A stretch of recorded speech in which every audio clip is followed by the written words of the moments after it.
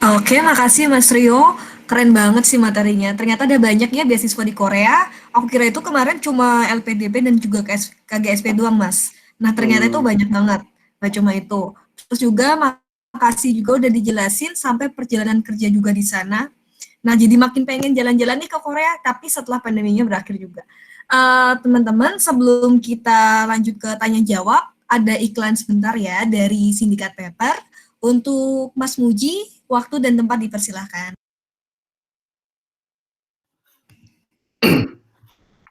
Iya, terima kasih. Selamat malam waktu Indonesia. Terima kasih sebelumnya kepada Mas Anom, live dari Jepang ya, Mas ini. Terima kasih sudah meluangkan waktunya untuk berbagi sharing dengan kami di sini tentang beasiswa dan juga uh, lifestyle kehidupan di Jepang. Kemudian juga ada Mas Rio. Selamat malam, Rio, waktu Korea. Udah lama nih nggak Mas ketemu ya. Budi.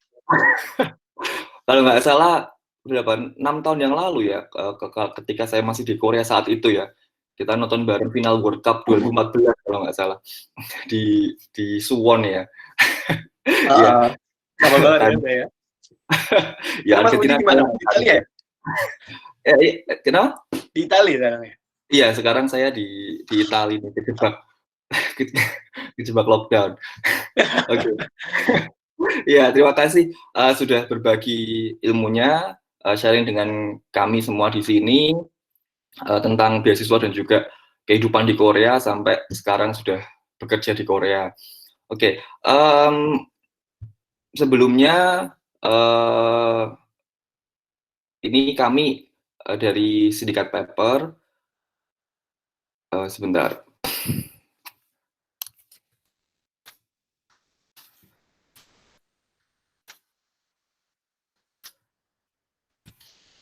Kami di sini dibentuk tahun 2015. Kami di sini berusaha untuk terima kasih Mas Arga. Ini adalah website kami. Ini dari bit.ly/nika.paper. Di sini saya ulangi lagi, kami dibentuk tahun 2015. Kami di sini membantu mahasiswa. Awalnya saya saat itu membantu mahasiswa teknik industri untuk yang berkeinginan melakukan publikasi atau penulisan karya tulis ilmiah saat itu. Akhirnya lama-kelamaan berkembang sampai sekarang, bahkan karena ada beberapa permintaan tidak cuma dari jurusan teknik industri saja atau Undip, tetapi juga ternyata banyak juga dari luar teknik industri dan luar Undip, sehingga kami mencoba untuk melebarkan sayap seperti itu. Akhirnya kami berani untuk go public ya, artinya tidak cuma teknik industri Undip saja, tapi juga buat yang lain. Sehingga di sini kami membuat semacam seperti pelatihan dan pendampingan buat adik-adik S1 khususnya yang berkeinginan untuk membuat artikel ilmiah. Kalau tadi kan Mas Rio mengatakan salah satu langkah yang pertama itu do your research gitu ya. Jadi kalau yang berkeinginan untuk melakukan riset atau menulis karya ilmiah itu bisa gabung dengan kami. Sampai sekarang ini kalau bisa minta tolong Mas Arga bisa di scroll ke bawah. Ini kami sudah bisa lagi beberapa, nah ini galeri kami sekitar 30 international conferences around the world. Beberapa karya kami sudah dipresentasikan. Ini dulu tahun 2015 kalau nggak salah di Cisak. Kami mulai tahun 2014 sebenarnya di Cisak sebagai awal cikal bakal dari Sindikat Paper, kemudian berlanjut ke Cisak 2015, kemudian juga di Hong Kong, di Singapura, di Australia dan lain sebagainya seperti itu. Dan sekali lagi bahwa ini tidak terbatas untuk mahasiswa Universitas Diponegoro, tetapi di sini kami terbuka untuk umum. Untuk tahun ini 2020 batch pertama sudah ditutup, tetapi kalau misalkan teman-teman semua berkeinginan untuk menulis artikel ilmiah atau dipresentasikan di international conference, itu bisa gabung. Ada formulir pendaftarannya juga di homepage kami. Nanti mungkin Mas Agus bisa share linknya di situ. atau juga bisa follow Instagram kami di sindikat.paper, itu akan kami informasikan kapan batch 2 akan kami buka. Dan tenang saja untuk adik-adik S1, ini kami service kami itu free atau cuma-cuma atau gratis. Jadi kami mau di sini niatnya untuk membantu adik-adik semuanya kalau berkeinginan untuk menulis karya ilmiah ataupun mengikuti international conferences sebagai presenter. Seperti itu, jadi silahkan don't be hesitate, jadi jangan ragu untuk bergabung dengan kami, bisa melakukan pendaftaran di website kami, seperti itu. Nanti akan kami infokan batch kedua kapan akan dimulai. Selain dari itu, kami juga di sini melakukan beberapa event-event seperti ngopi susu ini sudah kali ke-7 ya. Entah tentang jadi ngopi susu ini bisa berkaitan dengan penulisan karya ilmiah ataupun juga seperti ini sharing mengenai beasiswa. Artinya yang terkait dengan lingkungan akademik. Seperti itu. Jadi pantengin kami di Instagram kami di sindikat.paper atau juga di YouTube kami, ini juga direkam, nanti insya Allah akan di-upload di YouTube. Sekian dari saya selaku pembina dari Sindikat Paper ya. Selamat mengikuti acara ini. Habis ini nanti bisa didiskusikan, bisa tanya jawab. Saya kembalikan lagi ke Mbak Wisma. Terima kasih. Makasih Mas Muji atas pemaparannya terkait Sindikat Paper dan juga iklan singkatnya. Nah, tadi kan Mas Rio dan juga Mas Anom sudah menjelaskan materi-materi yang ada. Sekarang waktunya tanya jawab, tapi sebelum peserta tanya jawab, ada beberapa hal yang mau aku tanyakan nih mungkin ke Mas Anom dulu ya. Kenapa sih, pernah nggak sih Mas homesick sebelumnya? Kan yang aku tahu Mas Anom selama ini jarang pulang ya. Pulang itu kayaknya terakhir tahun kemarin pun cuma 2 tahun cuma sekali pulang ke Indonesianya. Itu gimana Mas ngatasinnya? Ya kalau ditanya homesick pernah apa enggak? Pernah sih. Saya rasa Mas Rio juga ngerasain itu sih kayaknya. Yang paling ngerasa homesicknya biasanya makanan Indonesia, terus apalagi ya? Ya mungkin lebih makanan sih kayaknya. Terus kalau ditanya pernah kapannya homesicknya, pas lagi banyak pikiran. Atau kalau enggak, tapi jarang sih. Kalau aku homesicknya paling pas awal-awal dulu kayaknya deh. Pas mungkin sebulanan pertama. Tapi kayak nggak sering banget sih, Wismar. Jadi, karena kan kita mau keluar negeri kan emang udah tahu kan ya konsekuensinya seperti apa. Jadi, dari awal pun kita udah tahu kalau emang kita pengen keluar negeri itu nanti kondisinya seperti ini. Tapi, jadi ya udah kayak mungkin lebih kayak ini aja sih ya. Udah tahu konsekuensinya, jadi udah agak ini aja kayak emang hidup tuh kayak gini. Jadi apa ya, jarang sampai sekarang, alhamdulillahnya sekarang udah jarang. Tapi kalau ditanya pernah apa enggak, pasti pernah sekali 2 kali. Gitu. Apalagi kemarin pas corona tuh kerasa tuh ada beberapa lah. Karena kita kayak di rumah terus kayak nggak ada kegiatan gitu, kayak ya ada, cuma kayak pikirannya kemana-mana. Saya yakin juga teman-teman juga rasa kayak gitu. Jadi ya itu mungkin pas pernah kemarin kayaknya. Sekarang sih udah alhamdulillah udah aman. Iya. Oke, selanjutnya ya. Makasih Mas. Selanjutnya pertanyaan buat Mas Rio nih. Mas, alasannya kenapa pilih Korea sih? Kenapa nggak negara lainnya? Kenapa nggak Jepang deh kayak Mas Anom? Kenapa harus Korea?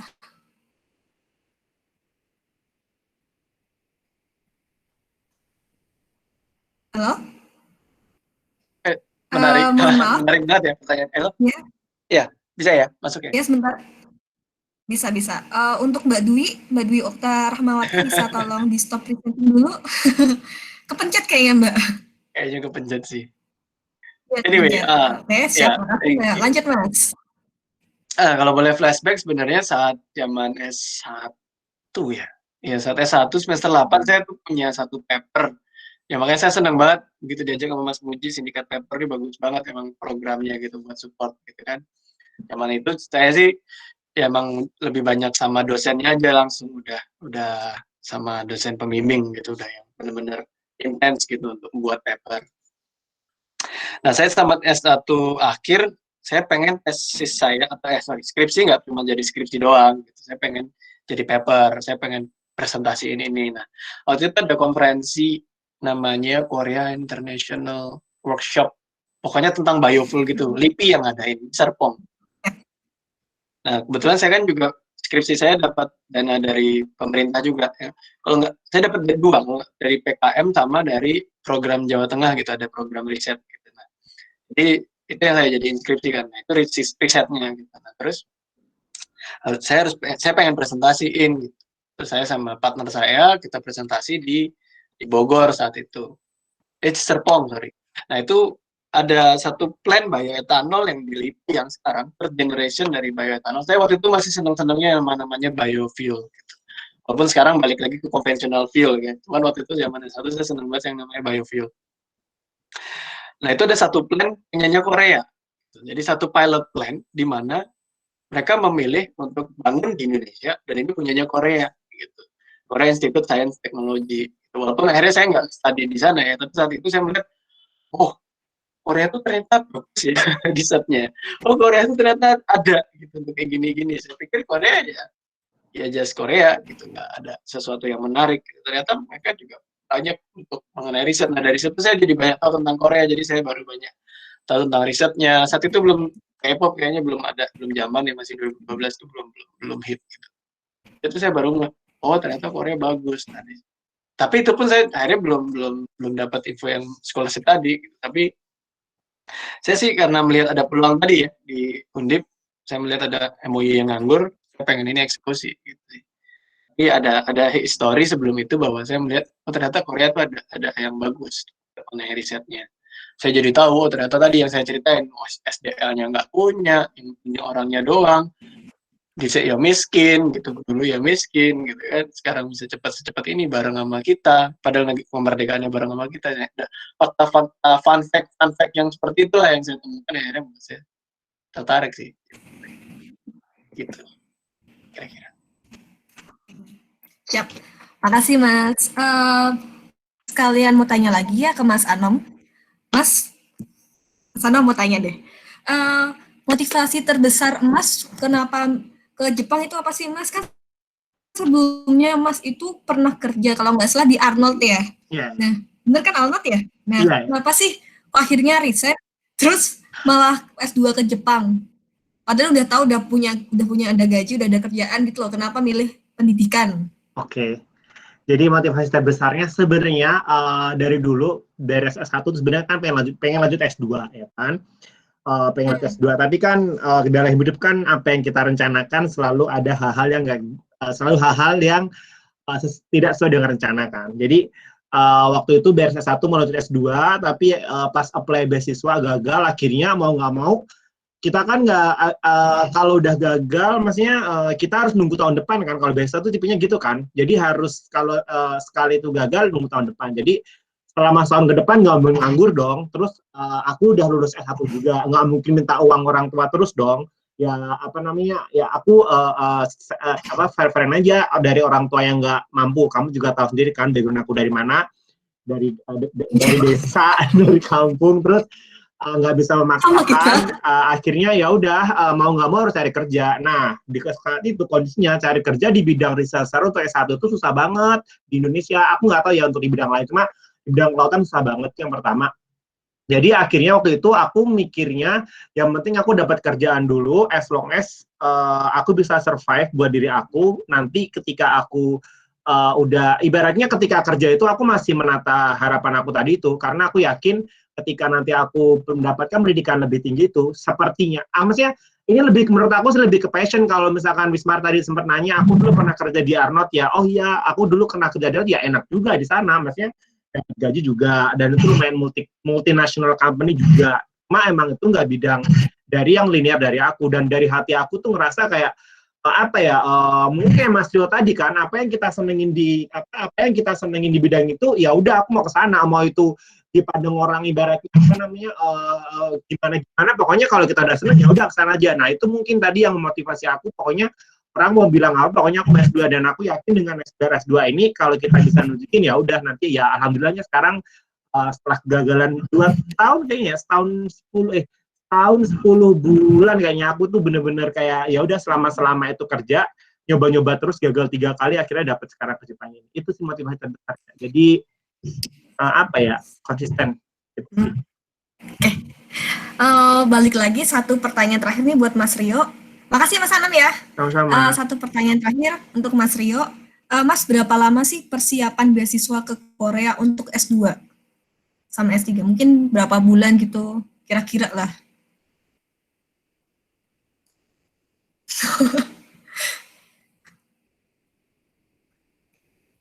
Mas, suaranya masih di mute? Sorry. Berapa ya? Ada kayaknya 4 bulan, 6 bulan apa ya? Pokoknya 1 semester itu kayaknya ada persiapan. Karena kan waktu itu saya tadi ceritakan dari MUI yang nganggur, saya lihat terus saya nggak mau kalau ke Korea biaya sendiri, saya nggak punya uang, saya nggak mau ngerepotin orang tua, gitu kan. Gimana caranya? Akhirnya diskusi lagi sama dosen-dosen di Tekim, di kampus lah ya. Adalah ternyata peluang beasiswa yang dikti itu, dicari dulu, dapat nggak nih, bisa dapat nggak nih, gitu, yakin nggak nih Pak, gitu bisa dapat, kayak gitu-gitu lah. Jadi saya waktu itu berdua sama teman saya. Jadi yang sama-sama fast track ya, jadi kita pengen program double degree namanya, jadi emang double degree antara Undip sama Pukyong. Itu cukup lama ya. Sedangkan kalau yang S3 itu juga 1 semester sebelum masuk. Jadi begitu saya sudah semester S2 yang semester terakhir, saya udah mikir saya mau pengen dapat S3, saya pengen kuliah S3. Itu juga pergulatan juga sebenarnya, mau balik ke Indonesia kerja atau mau S3 gitu. Karena saya juga pengen punya penghasilan, saat itu saya pengen nabung gitu. Tapi ternyata beasiswa S3-nya lebih besar dari beasiswa S2 gitu. Sehingga saya lihat kalau saya pulang di Indonesia kerja di Jakarta nih, ya, misalkan sebagai engineer gitu, terus saya dapatnya sekian, saya nabung sekian, saya bandingkan saat saya mau masuk S3, saya beasiswa sekian, saya nabung sekian, mirip-mirip juga gitu kan, dan ini sesuai passion saya juga bidangnya, dan saya bisa mendalami ilmu ini lebih dalam lagi gitu ya, sesuai minat saya. Akhirnya udah saya putuskan S3 dan syukurnya kepilih gitu, saya ikut terima juga gitu di lab tersebut, yang which is tadi profesornya, kalau saya boleh bilang emang di bidang ini, karena di bidang ini udah nggak banyak gitu, bidang yang ini tuh cukup udah lumayan ditinggalkan gitu. Sekarang tuh orang teknik kimia lebih pengen ke baterai, ke semikonduktor gitu, yang lebih seksi ya, istilahnya risetnya lebih banyak dananya, fundingnya lebih banyak gitu. Tapi yang di teknologi konvensional, yang ke industrial base itu udah mulai sedikit profesornya gitu. Nah, saya melihat Indonesia sedangkan sepertinya masih perlu gitu. Saya melihat yang saya lihat ya, masih perlu nih yang kayak gitu-gitu gitu. Akhirnya saya mengambil di situ sih. Makasih Mas. Mas Anom dan Mas Rio, sepertinya ada yang mau bertanya. Ini dari Mbak Willy Anggraini. Untuk Mbak Willy, bisa silahkan menyalakan audionya dan bertanya. Ya, terima kasih Mbak Wismar. Halo Bang Anom, makasih buat presentasinya. Halo. Bang Anom kebetulan kakak kelas saya. Tapi di sini kayaknya lebih pengen nanya ke Mas Rio ya, soalnya agak kurang familiar tentang sekolah di Korea. Jadi ini Mas pertanyaannya, kalau misalkan di Jepang, itu saya udah nyari beberapa informasi, semacam kalau kita mendapatkan rekomendasi dari dosen, itu semacam dapat golden ticket, dan peluangnya mungkin akan jauh lebih besar untuk nge-apply ke beasiswa. Nah, kalau di Korea, apakah berlaku hal seperti itu juga? Dan mau tanya juga, kalau misalkan kita menghubungi dosen, apakah harus clear riset untuk master kita nantinya? Kayak gitu. Itu sih. Hubungi dosen yang di Korea maksudnya ya? Iya, apakah kita iya harus udah dapat fix untuk termasuk penelitiannya apakah harus sudah clear kayak gitu. Dan juga kalau misalkan kita nge-apply ke universitas yang ingin kita pengen di Korea, peluang untuk dapat beasiswa di luar beasiswa yang tadi Mas jelasin, apakah itu juga banyak? Karena kan banyak yang partisiali juga kan biasanya. Itu sih pertanyaan dari saya. Makasih. Satu-satu tadi. Yang pertama, rekomendasi. Tentu kalau mau ke sini harus dapat rekomendasi dari dosen-dosen. Jadi biasanya di dokumen aplikasinya ada syarat rekomendasi dari profesor yang di sini, di Indonesia gitu. Maksudnya dari profesor main di kampusku. Jadi itu wajib. Namun kalau ditanya dengan rekomendasi ini, kalau ditanya apakah rekomendasi ini jadi golden ticket, saya lihat sih tidak terlalu ya. Dalam artian bukan berarti, karena syarat rekomendasi itu wajib, itu sih sudah wajib harus punya dapat rekomendasi dari dosen di Indonesia atau profesor di Indonesia itu harus wajib dapat itu gitu. Jadi semua aplikan saya rasa akan sama posisinya sudah dapat itu. Nah, saya melihat potensi dapat lebih besarnya peluang beasiswa apa enggak itu adalah dosenmu ini dulu lulusan Korea apa enggak gitu. Kalau dosenmu ini memang lulusan Korea gitu kan, misalkan Mas Budi gitu ya dosenmu gitu kan, terus dia dapat ada link ke sana gitu, terus akhirnya bisa membantu. Atau kamu punya kakak kelas yang di sini nggak yang ngasih info, kamu dapat info beasiswa Korea ini dari kakak kelasmu nggak gitu. Nah itu biasanya lebih cepat karena kakak kelasmu yang memang udah di sini dia bisa membantu untuk minta profesornya untuk menerima si mahasiswa yang ini gitu. Dari itu. Jadi orang yang sekarang ada di sini itu yang lebih cukup membantu gitu. Karena kalau rekomendasi prof itu kayaknya syarat semua dokumen wajib deh. Kalau mau terutama mau S2 S3 ya. Wajib sih rekomendasi prof gitu. Terus yang kedua tadi pertanyaannya mengenai topik beasiswa, topik penelitiannya apa. Paling enggak sih saya lihat kalau teman-teman mau misalkan Willy mau apply gitu, udah lihat dulu nih profesornya risetnya apa aja nih gitu, temanya apa aja nih, papernya publikasi di mana nih, topik-topiknya apa aja gitu, itu udah dibaca dulu papernya, beneran dibaca gitu, bukan cuma dilihat judulnya doang. Nah dari situ kan akan muncul tumbuh ide riset apa gitu, kamu sampaikan aja gitu, tapi nanti sampai ke sini pun akhirnya bisa riset tentang itu atau tergantung proyek yang jalan lagi ada apa, atau profesornya mau apa, itu bisa juga berbeda. Jadi nggak selalu sama, tapi ada juga yang sama. Jadi, tapi paling nggak teman-teman harusnya sudah menyiapkan gitu, pengen riset apa, pengen meneliti apa. Gitu. Semoga menjawab ya. Mbak Willy, gimana? Apakah Iya, ada Mbak. pertanyaan lagi? Iya, maksudnya tadi yang golden ticket itu profesor di sana udah ngasih unconditional letter kalau dia tuh mau ngejadiin kita anak bimbingnya, maksud saya gitu. Karena kami dosen di Indonesia. Profesor yang di sini. Iya, maksud saya gitu. Oh ya pasti kalau udah dapat. Maksudnya kalau profesornya udah ini, ya kalau itu nanti beasiswanya bukan dari profesornya kan, misalkan dari KGSP atau dari beasiswa yang lain ya itu wajib, itu udah dipegang juga sih, jadi udah milih juga profesornya di mana, itu lebih bagus lagi. Betul. Okay. Itu biasanya beasiswa government sih, saya pikir tadi beasiswa yang proyek kan. Oke.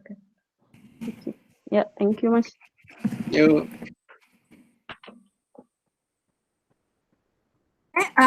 Ada pertanyaan lagi mungkin dari peserta, bisa langsung itu juga menghidupkan audionya.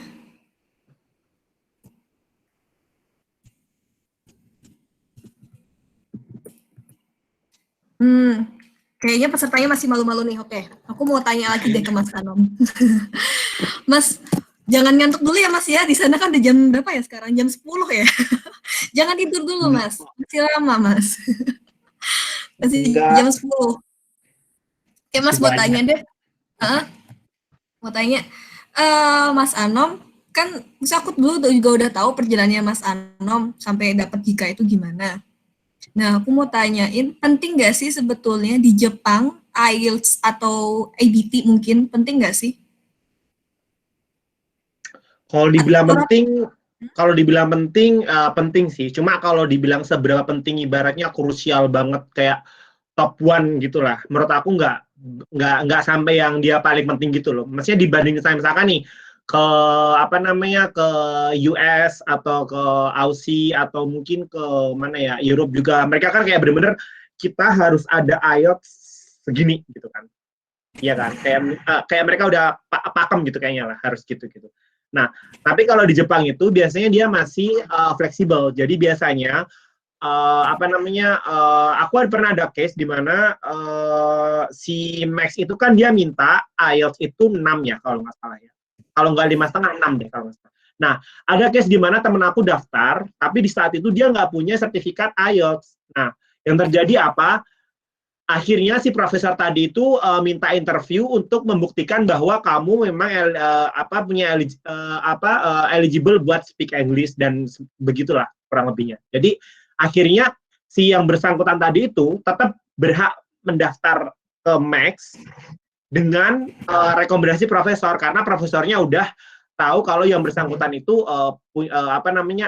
oke bahasa Inggrisnya gitu. Jadi dia nggak melampirkan sertifikat IELTS gitu. Jadi ya itu ada beberapa case yang kalau di Jepang itu masih barrier-nya itu masih bisa terputuskan dengan kondisi yang seperti itu. Bahkan aku pribadi pun dulu pas daftar nggak pakai IELTS atau nggak pakai TOEFL IBT ya. Aku dulu pakai TOEFL ITP, yang mana ITP aku tuh dulu prediction udah hangus, skornya pun 450, ya pokoknya jelek deh menurut aku. Maksudnya kalau dibandingin sama IELTS 6,5 segala gitu ya, cuma di situ memang poin plusnya ya tadi itu kadang tuh ada beberapa hal memang kalau aku dulu juga memang nggak tes lagi sih Wismar. Jadi itu tes tahun 2015 kalau nggak salah deh. Dan waktu itu aku baru menyiapkan untuk IELTS sebenarnya. Jadi bulan Juni itu aku dulu mau tes IELTS, tapi Mei udah lolos duluan. Jadi ya udah aku nggak jadi tes IELTS. Ya udah aku langsung berangkat duluan. Jadi kayak akhirnya ya udah. Jadi emang ada beberapa case kalau di Jepang itu masih bisa di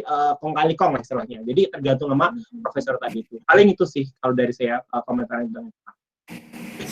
Siap Mas. Enak banget ya ke Jepang tanpa ada tes-tes bahasa Inggris dan sebagainya. Soalnya kalau Iya, nggak ada interview, nggak ada interview. Terus apalagi ya? Ya itu sih ya mungkin udah rezeki kali ya, udah gagal-gagal kan tadi sebelumnya. Aku juga udah kayak dulu juga udah pasrah ibaratnya lah, karena kayak udah capek hati ibaratnya lah, gagal coba lagi. Jadi kayak ketika bulan Mei itu aku daftar udah kayak udah mau beres pokoknya Mar. Jadi itu sebenarnya kan baseline itu bukan dari bulan Februari, aku tuh baru tahu dari temen aku itu bulan Mei. Jadi dia tinggal seminggu lagi deadline-nya, dan link-linknya pun udah pada mati, itu tinggal 2 kampus doang yang masih hidup. Jadi akhirnya 2 kampus itu aku apply, terus Mei tanggal 15 tuh pokoknya gue udah apply, udah beres lah. Terus tanggal 7 Juni tuh langsung keterima. Jadi kayak nggak ada sebulan udah lolos, kayak langsung September berangkat gitu sih. Jadi kayak cepat banget prosesnya.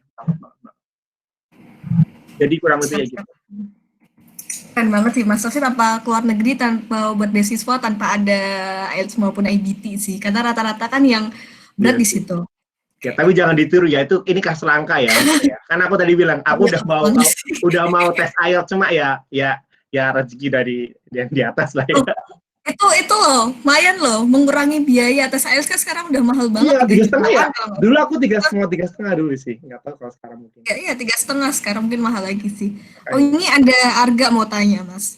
Buat Mas Rio sama Mas Anom, untuk Arga bisa langsung menyalakan ininya aja, audionya. Oke, cek. Ya.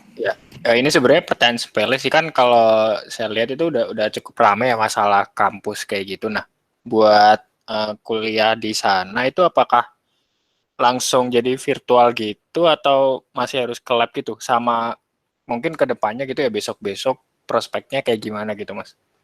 Soalnya itu mungkin bisa jadi pertimbangan juga. Untuk Mas Rio dulu mungkin gimana Mas? Kalau kuliah di sini saya lihat semua kalau yang basicnya riset ya tetap riset. Ya mau mana mungkin riset nggak ke kampus gitu, nggak ke lab gitu. Setuju Mas Rio. Nggak bisa online ya? Iya, itu berarti berangkat ya Mas ya. Kalau yang S1 ya ada yang online gitu. Kalau yang S2, S3 yang basicnya riset ya tetap harus masuk. Kalau yang S2-nya ada yang basic kelas online, saya dengar teman-teman ini ya, yang kayak di bidang sosial, yang policy, public policy gitu, ada satu school department gitu yang banyak public policy-nya gitu, mereka ya online. Tapi kalau yang riset basicnya ya nggak mungkin nggak nge-lab sih. Sama aja, nggak ada bedanya corona nggak corona. Oke, sih. Oh iya. Jalan tetap, eksperimen tetap harus jalan. Publikasi harus jalan. Syarat lulus paper harus berapa nggak berkurang soalnya. Iya, ya harus tetap jalan. Oke. Oh, berarti ini full research saja gitu ya? Jadi kayak tiap hari ke lab gitu ya, Mas? Iya, tiap hari ke lab.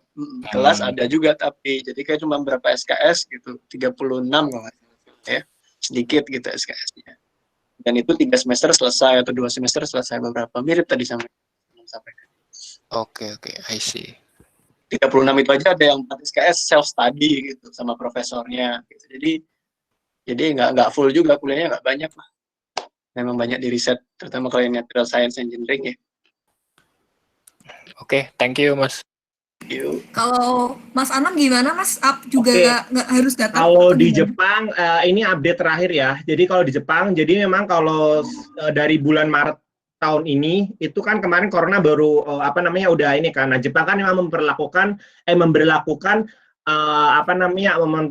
menutup barrier kan buat international flight, international flight, bukan international sih, buat orang-orang dari luar negeri yang mau masuk Jepang, termasuk di Indonesia itu sejak bulan April. Sedangkan kalau dilihat April itu tuh sebenarnya year entry-nya orang-orang beasiswa, ya kan? Nah, yang terjadi apa? Ketika kemarin itu April ditutup, jadi mereka langsung sistem diubah totally online semuanya, dari Indonesia, dari Cina, dari manapun online, dari bulan April tahun lalu, penyesuaian segala macam. Sampai akhirnya ya udah 1 semester kemarin mereka online. Nah, sekarang ini Oktober atau September ini mereka sudah diperbolehkan masuk. Jadi Mas Arga, 1 semester yang lalu mereka masih online semuanya dari negaranya masing-masing. Terus sekarang mereka udah boleh masuk ke Jepang, tapi meskipun udah ke Jepang mereka tetap online juga. Tapi ada obrolan bahwa Oktober itu memang Jepang itu udah dibuka bordernya, dalam artian teman-teman bisa masuk ke Jepang nanti. Cuma kalau untuk sistem edukasi sendiri itu mereka masih online, itu untuk yang S1 ya. Kalau S1 dan S2 awal, jadi kayak S1 dan S2 awal. Nah, tadi yang disebutkan Mas Rio sama juga di sini. Jadi kalau yang S2 kan namanya kan research base ya Mas ya, jadi kayak sama, jadi kita tetap masuk ke lab. Saya pun juga kemarin masih masuk ke lab ya, tapi nggak sesering kayak setiap hari, bukan. Jadi kita seminggu 3 kali, 2 kali gitu. Jadi kayak ada pengaturan jadwal gitu lah, tapi tetap masuk ke lab karena ya tadi itu kita beberapa hal emang harus dilakukan di lab, analisis segala macam. Jadi ya tergantung kebijakan labnya masing-masing. Cuma kalau untuk S2-nya yang jurusan bisnis segala macam, yang mungkin mereka nggak ada eksperimen segala macam, ya itu mungkin mereka dari mostly bakal dari online semua sih. Jadi kayak konsultasi online, kelas online, pokoknya apa-apa juga online semuanya. Kayak gitu sih kurang. Kalau Oke, siap. Gimana Mas Arga? Oke, ya, thank you. Ya, lanjut. Ada pertanyaan nih dari Mbak Dita, Pradita Yusiaksenta. Tanya Mas, untuk Mas Rio, balik lagi ke Mas Rio nih. Saingannya banyak nggak sih Mas Rio waktu dulu daftar beasiswa? S2 mungkin, S2 sama S3 sih. Saingannya banyak nggak sih? Atau Kalau kuotanya berapa gitu? ya mungkin kalau saya waktu itu S2 saingan nggak terlalu ya, karena waktu itu yang mau double, jadi ada 12 orang, 10 orang yang S2 fast track gitu ya, S1 S2 5 tahun itu di Undip, di tempat saya waktu itu. Tapi yang mau double degree juga nggak banyak, karena masih ragu-ragu kan di program bisa nggak jalan nggak nih gitu kan.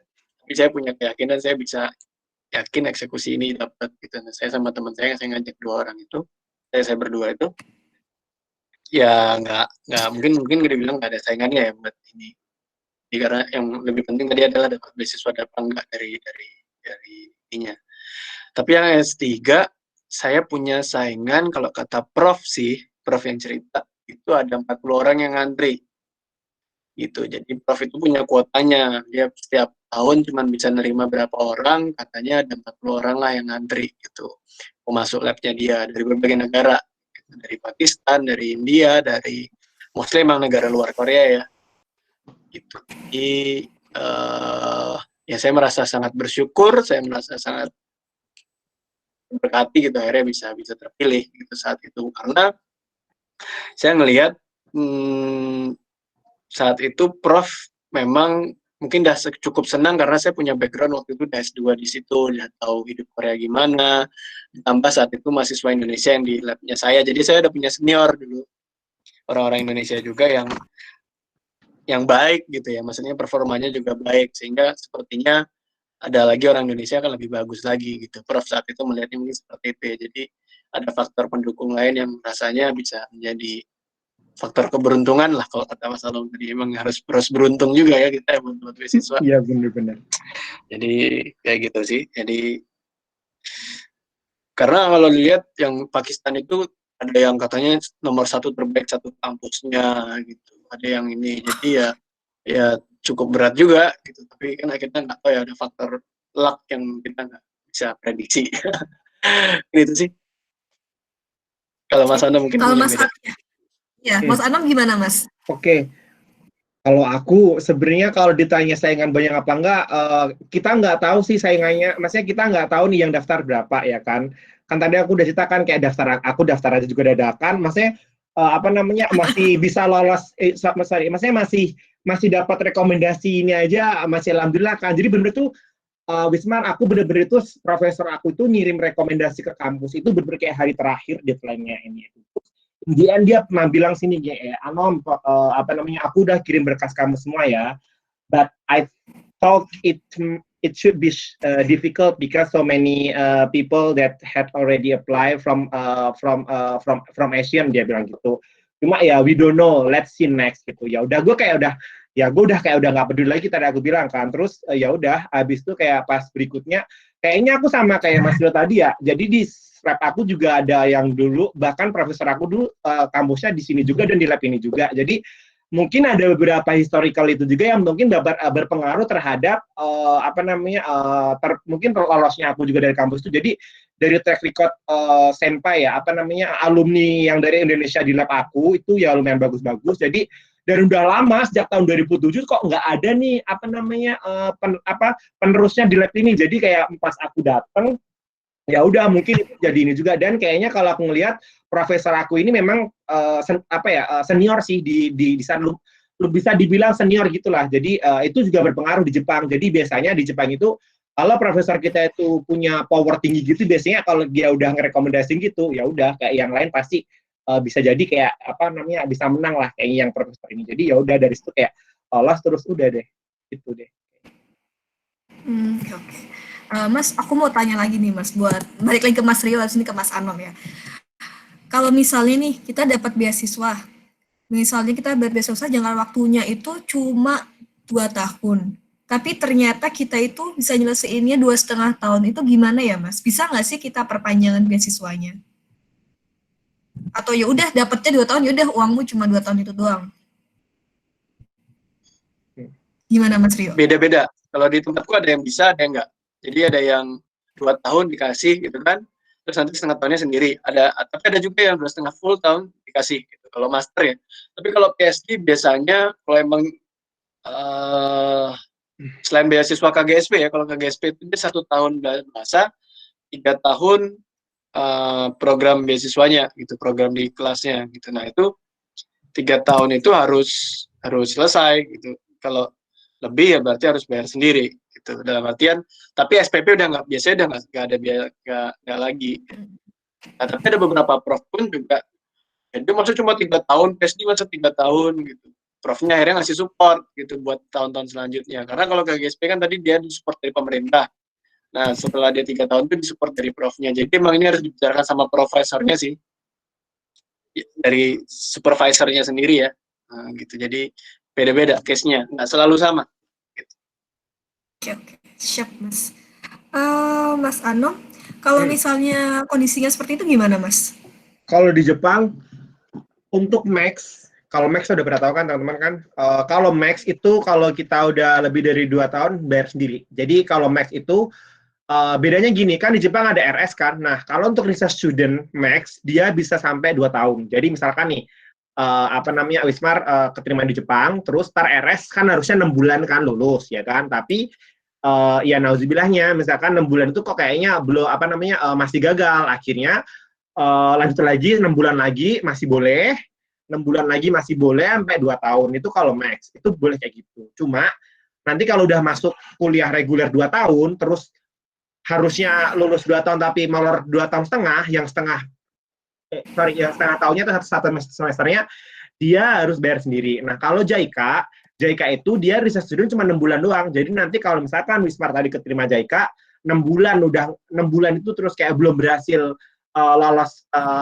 entrance examnya, langsung balik, nggak ada perpanjangan lagi. Cuma kalau udah 6 bulan lolos terus S2 2 tahun terus kok mau 2,5 tahun lagi, ada tambahan 1 semester lagi, itu masih belum pernah ada kejadian. Cuma kemarin sempat ada yang mau nanya, ada yang terancam kayak gitu, Wismar. Jadi kata dari JICA-nya bilang nanti kita diskusikan lagi. Jadi sepertinya JICA bakal ngebantu gitu loh. Jadi kayak tergantung permasalahannya apa dulu. Kalau misalkan emang kamunya malas segala macam, kayaknya kamu sudah sendiri. Tapi kalau kayak ada hal-hal misalkan yang sekiranya apa namanya nggak dari kitanya, misalkan kayak senseinya emang terlalu kayak gini segala macam, nah itu mungkin bisa dibantu. Jadi kurang lebih kayak gitu. Oke, siap Mas. Makasih banyak Mas Sano, Mas Rio atas penjelasannya. Saat ini udah jam 10:30 malam di sana, di Jepang sama Korea. Mungkin kita pertanyaannya juga sudah nggak ada lagi ya dari peserta, udah nggak ada sih. Nah, sebelum kita akhiri, mungkin ada kata-kata bijak dari Harriet Tubman. Every great dreams begins with a dreamer. Always remember you have within you the strength, the passion, and also the passion to reach for the stars to change the world. Nah, sebelum kita akhiri semuanya, mohon untuk videonya diaktifkan. Mas Arga, mohon bantuannya untuk mengaktifkan semua video peserta. Jadi kita bisa foto virtual nih, kan nggak mungkin ketemu, jadi foto virtual aja di webinarnya. Oke? Mohon bantuannya peserta. Nah, oke. Makasih, Mas. Foto-fotonya, ayo videonya mas-mas yang ganteng juga mas mbak-mbak yang cantik. Masih belum ya? Oh, masih malu-malu rata-rata. Oke. Oke, kita hitung aja. Oke, kita hitung. 1, 2, 3. Terima kasih Mas semuanya dan juga Mbak Mas semuanya telah menjadi peserta, dan juga Mas Rio dan juga Mas Anom yang telah menjadi pembicara yang memberikan materi luar biasa. Selamat malam dan semoga sehat selalu di tengah pandemi COVID ini. Terima kasih. Terima kasih, selamat malam Sama-sama. semua. Selamat beraktivitas, Ya, sehat-sehat Mas. selalu. Semangat semuanya. Dan mohon maaf kalau ada yang salah-salah. Yuk, mari Ya. pamit.